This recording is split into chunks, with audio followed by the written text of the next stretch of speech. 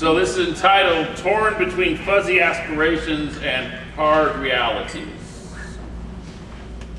The perversity of embracing diversity. There is a yearning. It is persistent, it is deep, we feel it, but do not understand it. We are seeking a way to become as diverse as we at long last aspire to be. However, the question Unitarian Universalists have been asking, which is, how can we attract more people of color to our congregations, is leading us astray. So, I live in the little pocket of Toronto, and it's called Koreatown. I picked up a little Korean, 안녕하세요, 감사합니다. I can say hello, good morning, thank you. Nonetheless, step outside my front door of our condo, and if I look west across Christie Pits and above the tree line, I see the dome spires of the Ukrainian Catholic Church for the protection of the Mother of God. If I walk north, the first congregation I pass is the Korean Beacon Church. If I keep going, I come to a Jehovah's Witness Kingdom Hall with languages in Portuguese. If I go a little further north and west, I come to the Metropolitan Korean Church, and then to St. Paul's Slovak Evangelical Lutheran Church. Now, for many living in an urban area, this is a familiar pattern. You may have Filipino Baptist or African Methodist Episcopal or Catholic churches with services in Spanish. Perhaps there's a Buddhist temple, a mosque, certainly a synagogue or two. Where do Unitarian Universalist congregations fit into this whole ethnic mix? Well, I think the question leaves you flummoxed because we don't think of ourselves as an ethnic religion. The numbers, however, say that we are. Our race, somewhere between 97.6% and 91.5% Euro-American. Our education, 17.5 years on average. That's a lot. Our language, Inglés, por favor. Our style of worship, well, no amen corners here, except perhaps till recently. Our principles, 7 of them, and not a word about Jesus. And our social norms, well, many of ours are welcoming congregations. Who we are still reflects our Yankee heritage, our upper middle class, progressive, NPR, North American values. Our brother, do you watch NBC? Any case. Our brothers and sisters, Unitarians in Transylvania, find this query about ethnicity, identity perplexing. It's a question that could only come from the lips of a naive North American. An ethnic church? Of course they are ethnic. Hungarian Unitarians, preserving their language, their culture, their faith is their raison d'etre. There is a tribal element to every faith system. And the institutional religion is always a marriage, a religion with culture. The Transylvanians know this. American UUs prefer denial. 1967, there's a UUA report on the Committee on Goals found that in regard to Negroes, quote, ministers, 27% of Unitarian Universalists agreed that such a person's race might hamper his effectiveness. Okay. Now guess how many said that about women? 100%. What? Who said 50? 70. Oh no, even more. Oh no, wait, take it back. 50 is close. I had jumped ahead to another number. The percentage that said it was, who said 50? There, you're close, 47%.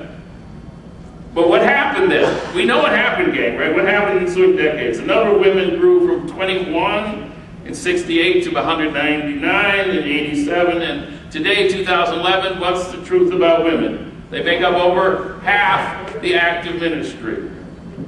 Might hamper her effectiveness. Apparently not. Meanwhile, how many African Americans were there? Well, there were about 5 in 48, around 8 in 67, that increased to 17 in 87, and currently stands around, these African Americans, not all of color, around 30. We got it wrong.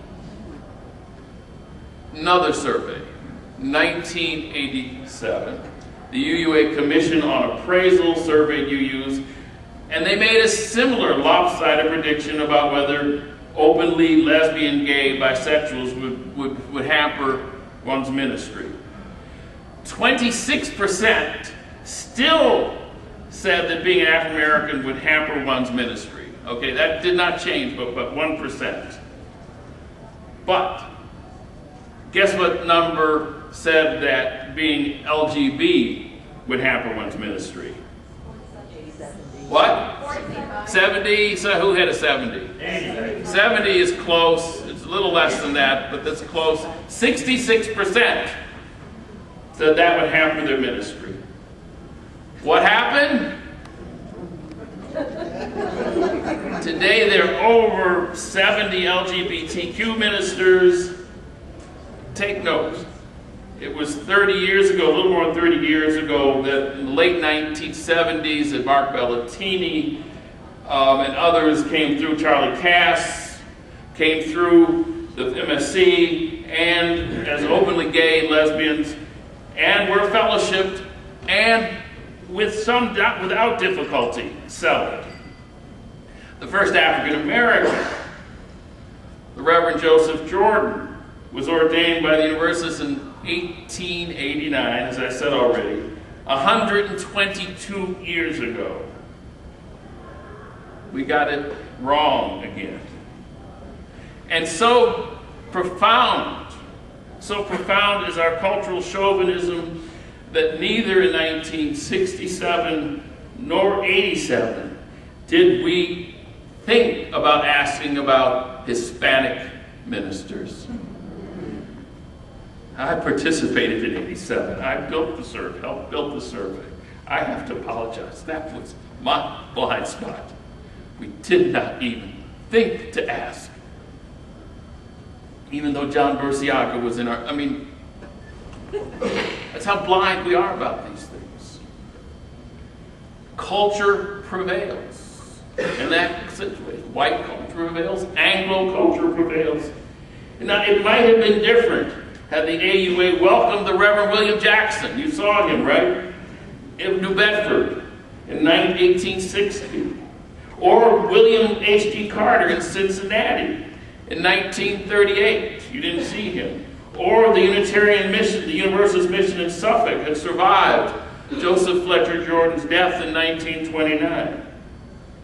As former President Bill Sinkford observes, the lack of diversity is the greatest obstacle to creating more diversity. Diversity in UU context has advanced more quickly when the primary barrier to inclusivity is not culture, but gender or sexual orientation. And history, from Frances Ellen Watkins Harper, novelist, activist, poet, to Harvard-educated Bill Sinkford, shows that people of color who become Universalists or Unitarians, and more recently Unitarian Universalists, have always been those who operated within our white cultural norms. It bears repeating that while we are no longer an upper middle class Yankee, Anglo-Saxon, New England faith, we are still a faith-like tradition. The difficulty. And the reason why Unitarian Universalists keep guessing wrong is that who we are conflicts with who we aspire to be. In the same 1987 report by the Commission on Appraisal, embracing diversity ranked very high. Indeed, whenever diversity is mentioned, is advocated, we salute. It is apostasy to do otherwise. In 2007, Sinkford wrote in the UU World that he hears among UUs a deep sense of failure, and for him to sing, "We Shall Overcome," felt like a lie. Why? Because we aren't as diverse as many wish.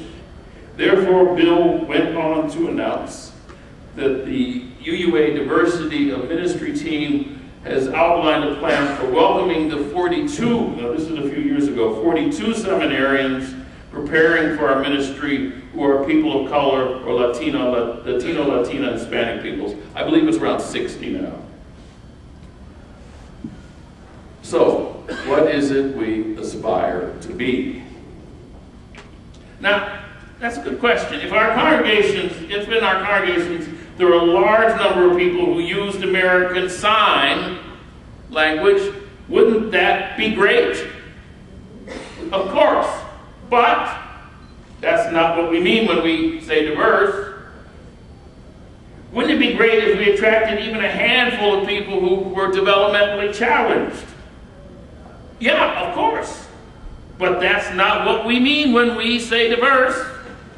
Suppose ours was a faith to which working class people came in droves. Now that would be something to celebrate, but that's not what we mean either. And we all know it doesn't mean religious diversity. The goddess knows that we have enough of that. The word diversity is our code, it's code, for people of color and Latino, Latinas, Hispanic people, which seems to be the currently correct political mouthful. Why do we say diversity? Well, saying diversity saves time. I mean, if we had to list everyone, Asian and South Asian, Mohawk and Ojibwe and Cherokee and Navajo and others and Métis and other Native Americans and Inuits and Filipinos and Pacific Islanders and Latinos, Latinas and Hispanics, not to mention Dominicans and Cubans, and of course the Caribbeans and other people of the African diaspora and whoever else I have missed, we would never finish the sentence until tomorrow. This attention to naming looms large, and the awkwardness of the nomenclature reflects an awkward relationship. People want to have their cultural identities recognized and respected in a way they have not been. So in a denomination that first and foremost respects the inherent worth and dignity of every person, we try. We are awkward in part because we are afraid of offending. That fear makes us cautious. Being cautious, whether looking for offense or fearful of offending, makes for stilted conversations and hesitant relationships. The voice in the back of one's mind keeps whispering, "It will be over soon," while we scan ahead for cultural landmines. We alternate between tiptoeing and stumbling along. Who we are isn't who we want to be, and the way we are going about addressing this challenge isn't working as fast as we wish. We know it when we look around the room at UU gatherings and notice the lack of racial and cultural diversity. The reality that we do not reflect the world which we live in calls our liberality into question. Many feeling a vague sense of discomfort, worry, and ask, why? Why, when we have such good intentions, can't we change? Some, not seeing their multicultural families reflected, feel frustrated. Others, not seeing others like themselves, ache. The numbers. The numbers. Not our hopes, wishes, not our impatience, indicates there has been change.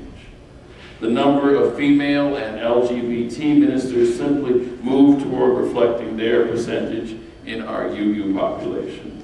The same is true of ministers of color. Adding the handful of other ministers of color to the African American ministers, it looks like this. Over the past 70 years, the number of ministers of color serving congregations grew from 5 to 8 to 21 to around 60. In other words, it would more than double about every 15 to 20 years. This increase happened throughout the 40s and the 50s when it was nearly impossible to settle an African American. In the 60s when we were marching in Selma and then scrambling to respond to Black Power. During the re-entrenchment of the 70s, finding our feet in this regard in the 80s, or in the middle of the current anti-racism, anti-oppression, multicultural effort. This suggests to me, at least, that the determining factor is not our indifference, or our efforts, or our fretting. In fact, it may have little to do with the UUA. The characteristic of African Americans that have been drawn to liberal religion are obvious. From Yvonne Sion, who became the first African American woman minister in 1981, to Pickham, whoever, to Egbert Ethelred Brown. They were independent-minded, critical-thinking mavericks, or they would not have chosen Unitarian Universalism. From Fannie Barrier Williams to Louis McGee, they were refugees from other faith traditions, practiced in living in both white and black worlds. From William H.D. Carter in Cincinnati to David Eaton, they are progressive, socially concerned, engaged individuals that differ from other UUs in having an inherited sense via black suffering of a deeply ingrained understanding that salvation is a collective reality in which we all must be liberated together.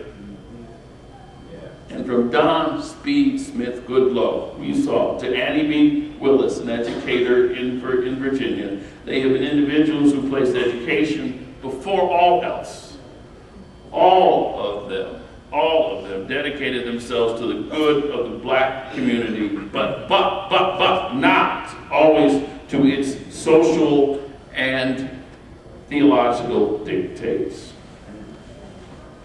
Now, of this cluster of qualities, but being independent-minded, critical thinking, culturally ambidextrous activists, one the most easily to track is education. Repeatedly, surveys tell us that education is an indicator that correlates strongly with being a Unitarian Universalist. And I don't want to, and I don't mean to confuse having an inquiring mind and being well-read with being educated, but the one I can track, the other not. The average academic level attained among Unitarian Universalists is 17.2 years. You know what that is. That's almost a master's degree. In 1940, 1% of the African American population over 25 had a bachelor's degree. 1940. By 2004, that had increased to 17.6%. Today, I think it must be approaching 20. In 1940, there were 2 African American Universalists, 2 African American Universalists, African American Unitarian Universalist ministers, Jeffrey Campbell and Egbert Ethelred Brown. By 2002, we have increased that to 27. If you plot the increase of African Americans with a bachelor's degree alongside the increase in the number of African American ministers, the numbers of African American ministers within lag just behind the increase in African American education. That's what you get. The trend seems to apply to other people of color and Latina, Hispanic peoples as well. The first Latino minister was John Berciani, who was fellowship in 1965. The first Latina was Patricia, first out, so to speak, or self-identified Latina was Patricia Jimenez in 1994. That has increased from 1965 with John to today to around 16. Their numbers seem to be doubling every 11 years. Speaking in 1998, Patricia Jimenez said, take for example the three of us, Latinas speaking on this panel. All three of us come from other faith traditions. We all three have graduate degrees. We are all professionals. We fit the profile the lot of you use. In addition, we all speak English. What I do suggest is that here among the educated, professional, and bilingual Latinas and Latinos is a good place to start.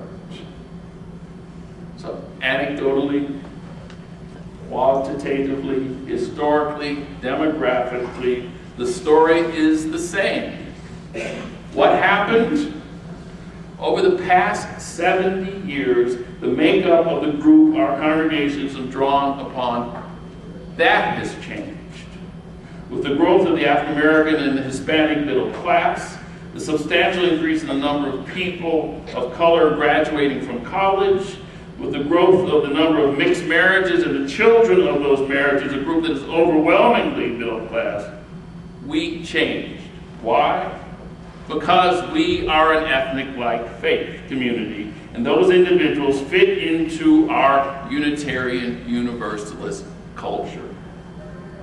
The growth has been incremental, but the numbers indicate it will continue regardless of what we Unitarian Universalists do or don't do. Rather than leading, we are mirroring a changing, evolving society. In the 1987 Commission on Appraisal survey, not only did Embracing Diversity rank third highest in terms of being a vital congregation, it also ranked second lowest at being met.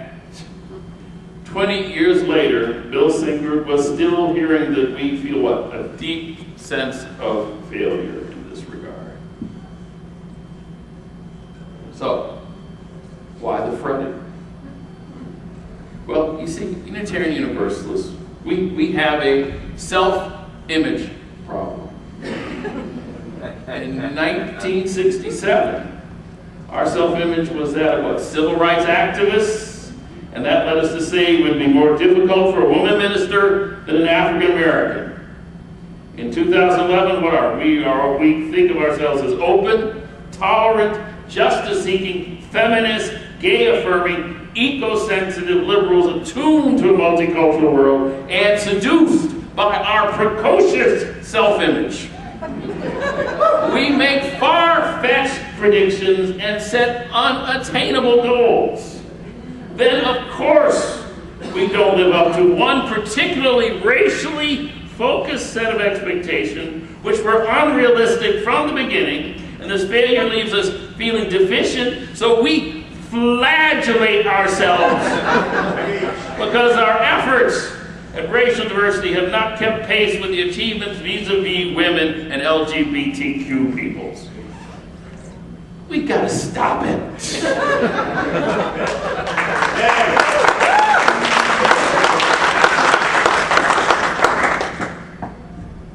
So this reaction is not really about social change or spiritual transformation or even about diversity in its broadest sense. It's about our self-esteem. We want to be different than we are because we want to feel better. We want to look around and be able to say, yes, this reflects the world I see around me, rather than feel ashamed that it does not. We want our congregations to reflect the multicultural, pluralistic society that is emerging, and we want to think of ourselves on the forefront of that transformation, and we cannot. So, what are Unitarian Universalists to do about the situation in which we find ourselves, vis-a-vis the lack of racial and cultural diversity? First, lecturing. cajoling, saying shame on you is not the way. Pulling the race card, there you go, is not the way. Kicking white Unitarian Universalists in the teeth and telling them what low-down racist honkies they are is not the answer. Neo-sinners, we have jettisoned the orthodox language but held on to the attitude. And that is not the way. Why? Because earnestness is sure to sabotage this endeavor, for guilt, as Bill Schultz writes, guilt always deals cruelly with vision. What kind of enthusiasm and commitment does one bring to the task you ought to do? A person cannot try something different and at the same time be too careful. Trepidation only encourages timidity. Lighten up. Laugh at the mistakes. Indeed, encourage them, because making them is the only way to learn, the only way we've ever learned anything. They apologize for the gaffes and forgive the inevitable blunders. The sort of transformation we are seeking cannot be rooted in I should, you should, but only be grounded in what we want and yearn for. Second, as we move on, we need to be honest about ourselves, about who we are, why we want to be different than that, and what is really possible. Who are we? Bound by class, education. We are an ethnic-like faith. And that defines who we can, at least at this moment, successfully attract. Why do we want to be different? Frankly, so we can feel better about ourselves. What's possible? Well, let us be realistic and stop setting ourselves up for frustration and failure by creating expectations we cannot meet. What do we need to remember? What do we really need to remember? Unitarian Universalism's first principle. What is it? And worth and dignity of every person. No qualifiers on that, gang. It applies to everybody as well as ourselves. We are lovable even when we fail, and we will fail and stumble again and again. Third, if we want to be more diverse, we must appreciate the diversity we have already achieved. Find that diversity, knows it's there, then treasure the complex and unique identities that are already present among us. Who we are is worth celebrating, and the more we celebrate, the more inviting a place we will become.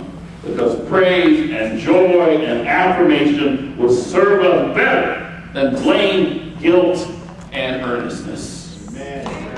Amen. Finally, accept that we are caught in a paradox. And you've already named it. There is a perversity to our call for diversity. What's the paradox? Where is it? We don't want to change. Having found a comfortable religious home, no small challenge, we are reticent to let it slip from our grasp. As important as being a justice-seeking community and openly tolerant is, we also yearn for stability, familiarity, people like us, companions we can trust. We want a religious home where we can come when facing life's transitions and personal challenges. We're seeking solace from the emotional wounds that an unpredictable world lays upon us.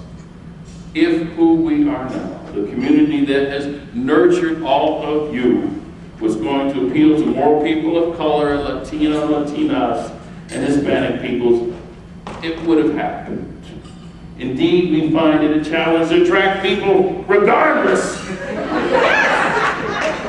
Yes, regardless of color or culture.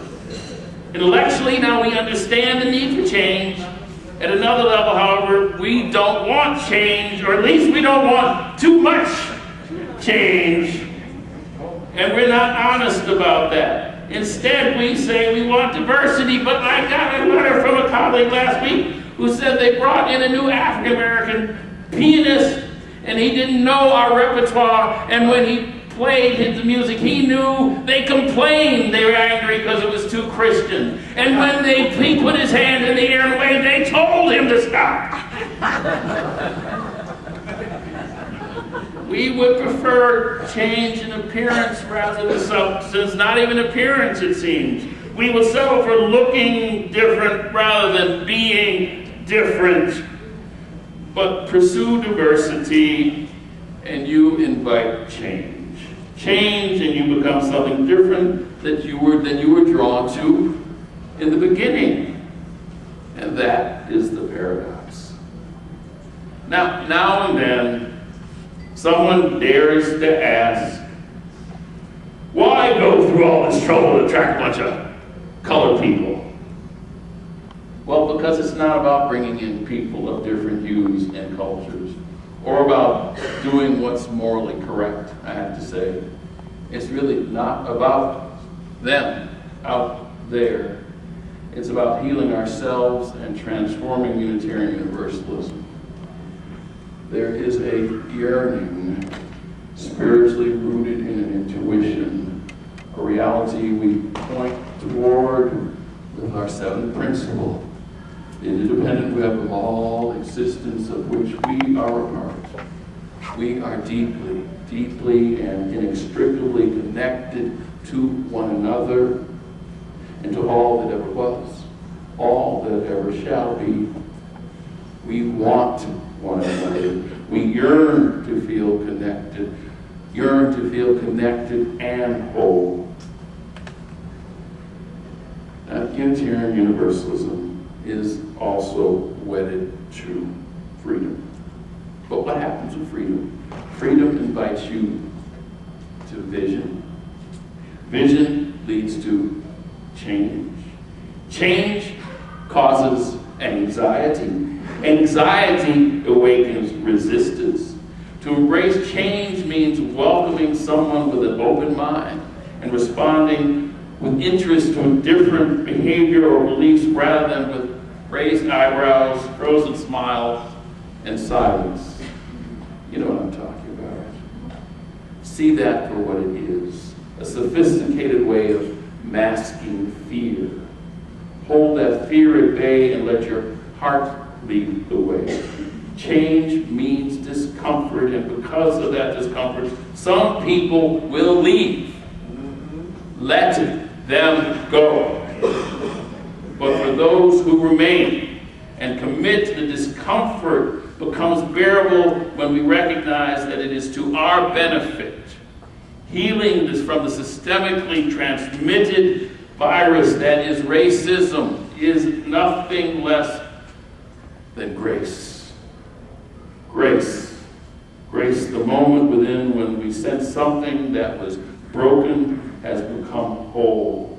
Something that was empty has become full. Something that was missing is now present. But it cannot emerge without freedom.